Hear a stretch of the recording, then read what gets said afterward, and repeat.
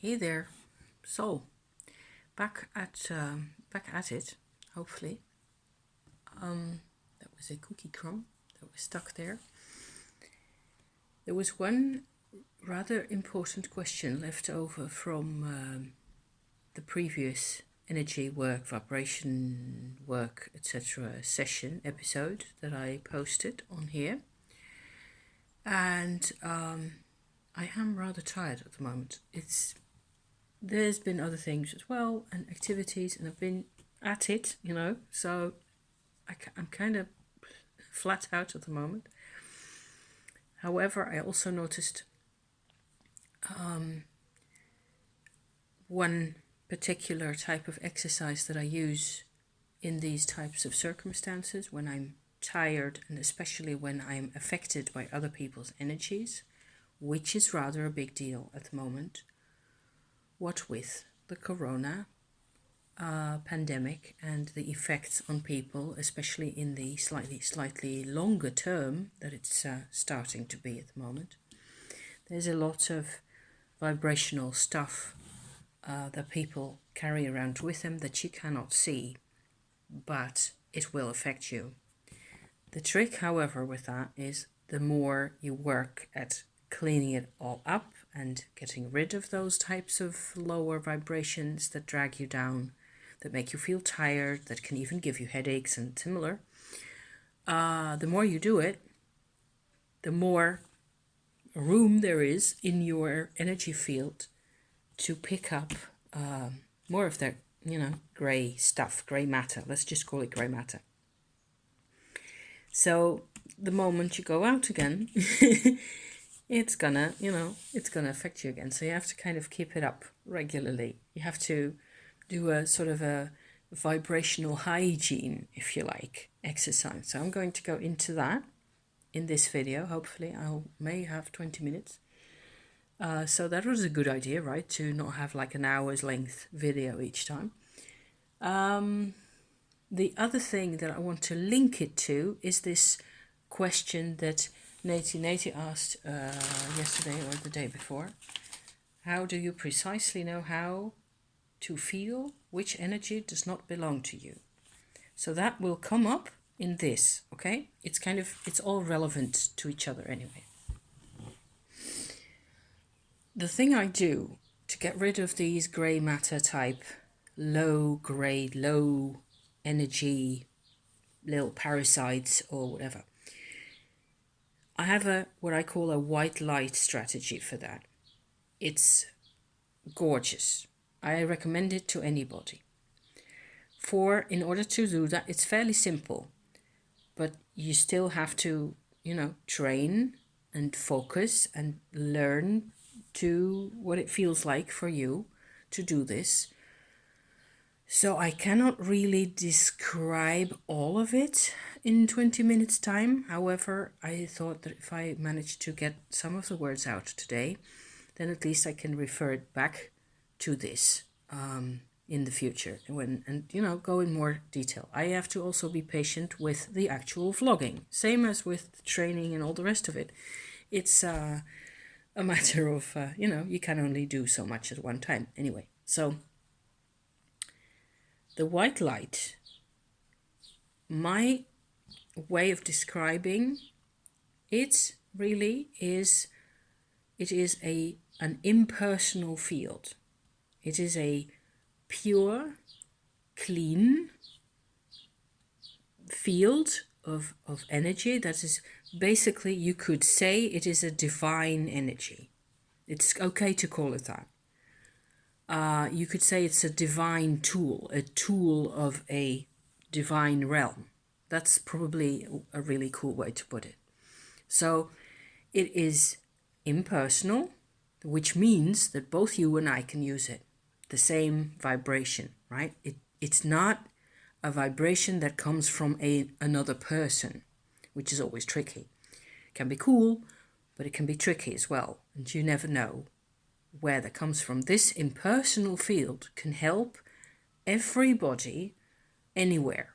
You can also send white light to another person fairly easily. It is I can do this for my husband. I've done it a gazillion times over the years. And if he has, if he's gotten bogged down by work and people and things and stresses and what have you, I can do that. It's not always something I will do, but it can be really useful. It sort of lightens the atmosphere immediately. It's the white light, when asked to come, it will incorporate the lower vibrations that do not belong to you, right? There you have it again.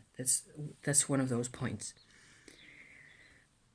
So how I access it for myself, that's quite a rather specific little bit of a trajectory or path that I would like to describe for you. If you go into Chinese acupuncture, mapping of especially of the head, there are actually quite a number of acupuncture points up here on the head. And at least one of them, or two of them, I seem to recall, right here, close to each other, are linked to the liver meridian. I have worked with this for an age and a half, I don't know, 5-6 years at least. Back in the day when I still used to have quite more intense headaches than nowadays, I used to understand for myself that when my liver meridian was unhappy, that would hurt up here. It's still quite a sensitive spot. You can feel it. If you just push down in here in the middle, you can feel where those spots are. It's not difficult, Okay, so I spotted the liver meridian thing as a problem, that had to do, there were other causes for headaches. I had to look at my vitamin C intake. I had to watch my iron intake and things like that. That was all similarly important.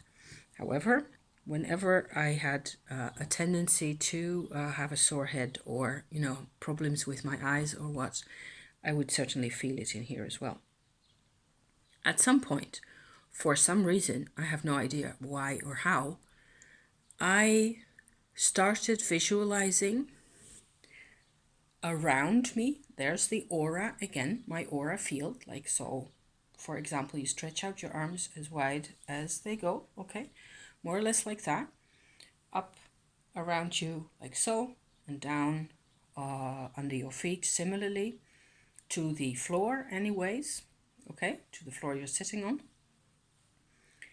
If you project a line from the middle point of your skull, like so, to this area, and then in straight line outwards, like that, okay? And then the point where that line crosses your aura boundary, like so. That's my portal to the white light. I have, sometimes more difficulty accessing it because of all the things in my field. But sooner or later, I remind myself, no, that's the place to go. The thing is, if I just go into this in my mind, I just focus on that area. There's this portal. It's just basically a nostril, if you like, an opening. There's a channel behind it. The atmosphere in the channel is completely different from the atmosphere within my aura field. There are no influences from humanity there. That's a great relief, isn't it? Already. So, and beyond that atmosphere is like a world or a field that I can access. It's how it works for me. I have this track, if I need white light, that's where I go. Then I'm not done, okay? I'm just starting to make the connection. I bring the white light, I ask the white light to come into my aura, so back through the portal, and to start its work wherever it feels it is necessary around me, around my head, The areas that tend to get most attention are 3 areas around my head, like this, where all the thought patterns and communication patterns and all the yardy is stored, on the phone or elsewhere from. Then tends to be okay around here, more or less, depending, most times for me it's okay, because also I'm physically healthy otherwise. Then down from, I suppose, halfway down my thighs or so, supposing I'm standing up, from my thighs, knees, etc., down. That area in my aura there are different gremlins, gray gremlins, in the under half of my aura, compared to this area. It's different species. Don't ask me. I don't look at them as little characters. Shouldn't call them gremlins, because they do not have faces. I don't want to know about their faces. I don't want to think they're cute and cuddly. Don't. Because it doesn't matter. It's not relevant. They're dragging you down. They're basically, I suppose, energy parasites. They live on people's energies. It took me a while to get started, but now I'm here. I'm actually sort of thinking that I'm making sense. Okay. White light comes down, takes a while sometimes, feels much better. Your criterion, your way of checking for yourself how it's going is always, how do you feel? How do I feel? Do I feel better? I feel brighter. I feel more space. I feel more self-assured, more confident. Do I feel more like actually I could start, on something, do things? Yeah, that's a good sign. So then something is progressing. Do this 20 times in a row and you will have found out how to, you will develop your own strategies. It doesn't have necessarily to be like that. It can be through your crown chakra or whatever. Crown chakra, or the sun up here that I mentioned in my previous video, they're personal. These are personal energies. They're your personal energies, right? There's a nuance there. So that's why I think this is a very useful distinction, to think of human energies as specific to each of us. Don't ask me how you could describe that, but I don't suppose there's really much of a point. It's alive, right? The impersonal white light is, you could say, a source of order. Not necessarily a source of life, because life comes from the earth, in my opinion. Depends how you look at it. Depends how you define those things, okay? So, moving downwards. At this point, I tend to be kind of interested at I'm interested in how the white light absorbs all these individual. I don't even go into any detail for that. It doesn't take me any time necessarily. I tend to just follow the white light, or ask it to go down in there as quickly as possible, and just take with it, absorb whatever there is that doesn't belong to me, right? What you can see, it is like a great big the white light, because it is universal, it can absorb energies that do not have like a body or an independent purpose in life. That's why they don't really have independent purposes normally. So there are exceptions to that, I think. But I do not necessarily encounter those in my aura, because my aura is too strong for that, I think. I don't pick up bad mojo necessarily. That's another possibility. I think normally there are places and houses and places where bad things have happened, that you may encounter, that type of thing. White light can still be very useful in those types of circumstances, okay? So then I said 3 things, okay? One at the top here, second in the aura around your body still, but down at more or less lower or ground level. The third area that's important to look at, and that's really also, I suppose, some kind of advanced magic, really, is the Earth Star chakra. It's a different kettle of fish, because all this around you in your aura, in your field, has to do with your day-to-day life, your day-to-day things you pick up, the relationships you have, with people around you that may have all sorts of things on their plate, It's personal. This is all very personal. The Earth Star is the connection that this body and this person has to the Earth. The Earth has that connection to all those people, to all the people who walk around on the planet, also to animals, for example.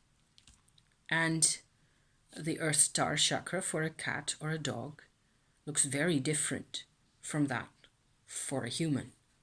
But their function is the same. And the thing is, it's a portal again, going from the personal atmosphere of the creature who walks around on the surface of the Earth to its mother, the Earth, the planet that we all live on, okay?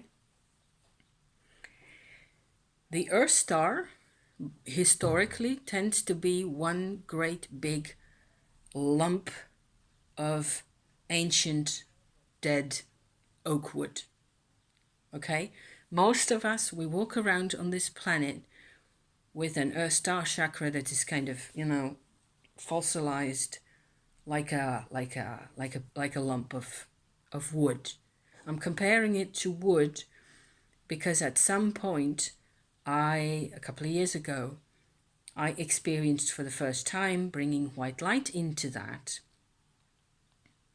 And it turned out I basically just had to remove a whole band of dark crust, if you like, before I could get anything going right there.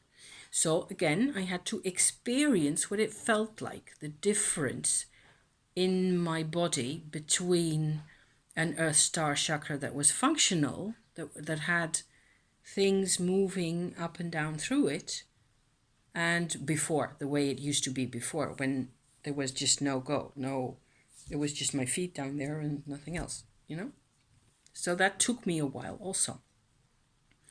Exploring what the Earth Star chakra becomes or how it changes under the influence of some really positive vibration like the white light is priceless. I would say that's been a really important stage in my own development. It's my own drill, as you called it, neti neti. It's my own exercise. I know you cannot find this anywhere else. The only thing I found when I got started on this story is, like I said in my description yesterday of my the period I spent in this course with intuitive training, is that I learned that there was such a thing as an earth line between my tailbone or root chakra and the heart of the earth. So in between those is a connection. That's what I learned, and that's what I left with. I had no more than that. So I knew I had, I think, purchased a book somewhere that mentioned the Earth Star chakra. So I had to go and investigate that myself. There was no more intel on the Earth Star chakra, and I don't think there is at this point. You get all sorts of things that make me giggle because everything that you find on the internet on the chakras of a human being, either inside the earth or up there, depending on whatever system it is, they all say exactly the same thing because they've all copy-pasted it from each other over the past 30 or 40 years or whatever it is.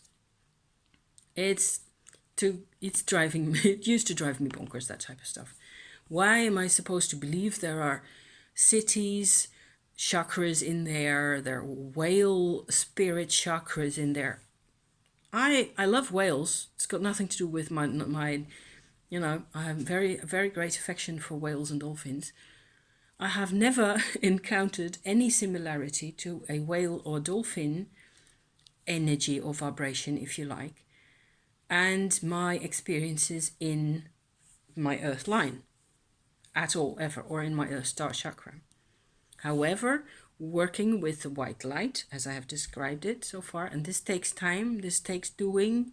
You have to be on the side of the white light. You have to make sure that, because you can do this, it's possible to do this, and you grow stronger as you do it. And so the next time it is slightly easier. And sometimes you do this stuff for a month or so and then you forget all about it for a year. And that's normal. That's completely normal, because you inside and down there, you have to get used to these vibrations. It takes time. So getting the Earth star cleared out to such an extent for that time, at that time, that it can actually bring up more energy. That's where you get more Shakti energy also coming up. That's how I learned that the Shakti energy comes from the earth and then into our root chakras, like that. Nobody can tell you that either. So I'm bringing it all out now. I'm sharing it. We're having, we're having subscribers and we're having fun here. So let me just go on with this work. I have had a couple of really weird experiences, because once the Earth star area, and it's larger than just the chakra, it goes down quite a bit. There is a large area that I wouldn't be able to describe in terms of length or any of it, along that Earth line, going down. It's like a channel, like a tunnel going down, okay? Non-physically, it's in terms of vibration. There's a channel going down, and for quite some length, the vibration in there is still yours. It's still a personal channel. And in the course of our process, our path that we follow in these matters, the more you work with white light, because you need it for some reason or other, the more there will be occasions or moments or days, which in my case and significantly showed up always in the form of my getting headaches,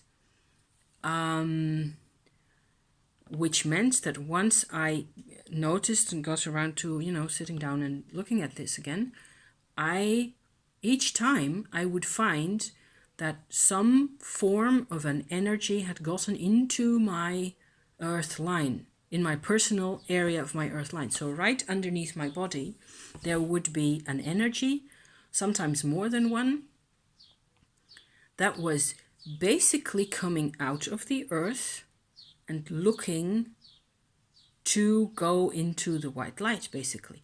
It is like a ghost whisperer type of activity, all this.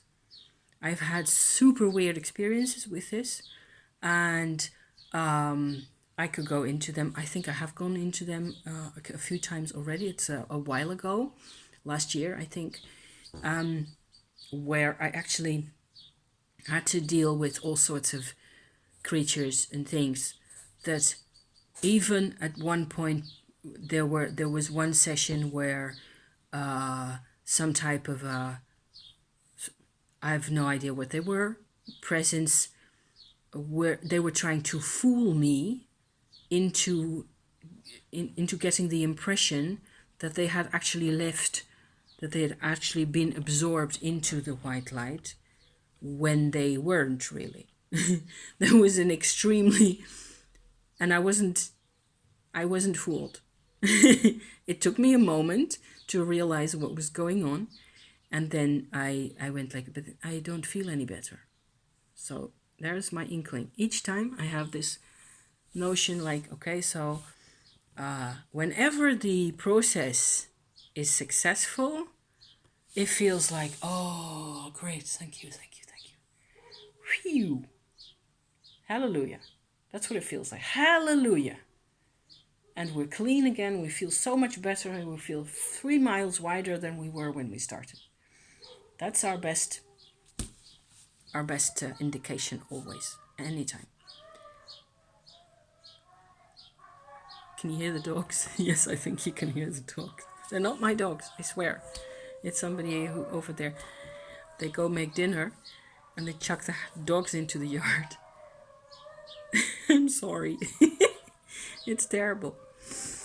So, I'm not quite finished yet. Am I 28 minutes? 25. Okay, half an hour, max.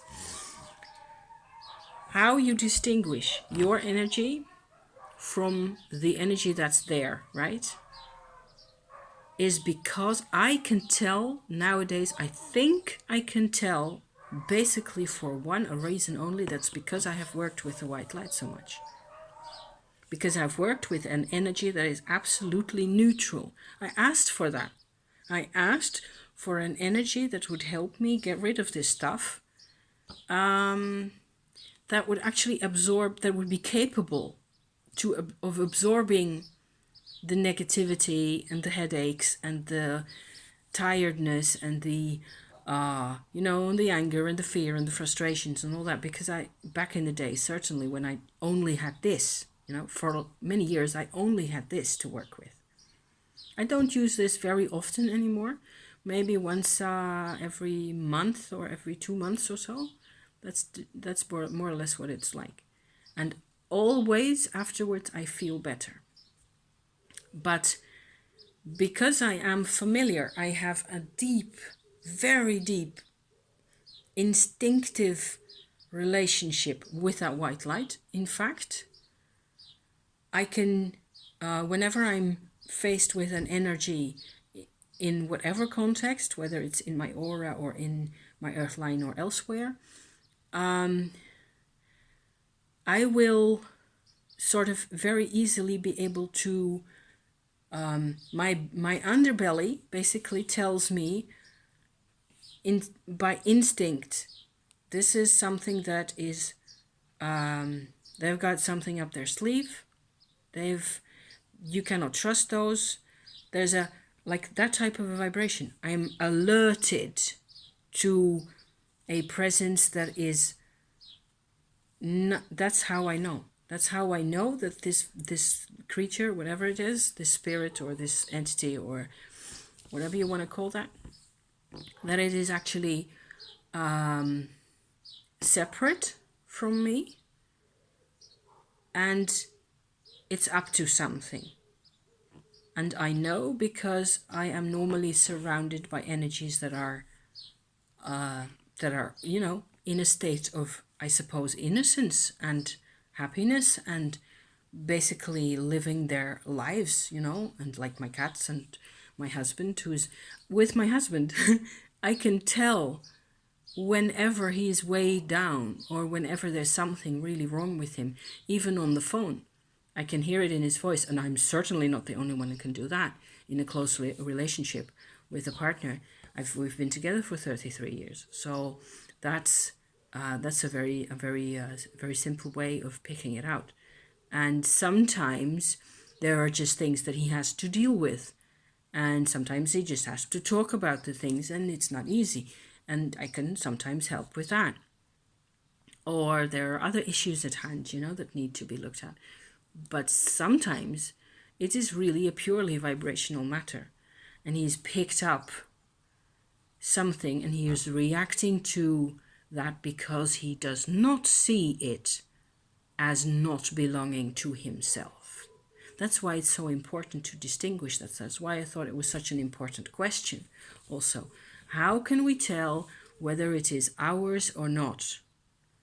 Only by having a comparison to an absolute, I'm afraid. I'm not a religious person. When I say the divine, I use the word because then you know what I am talking about. Yes, Puss. We're all going to have dinner now, very soon. It's 5 o'clock. I'm going to leave you at this. I hope it's useful. you know. It's an important element. It's like a separate element in this whole vibrational tail. And it wouldn't have been okay if I hadn't gone into this as well. So thank you for watching, as always. And I'll be seeing you next time. Okay? Thank you. See you soon. Ciao.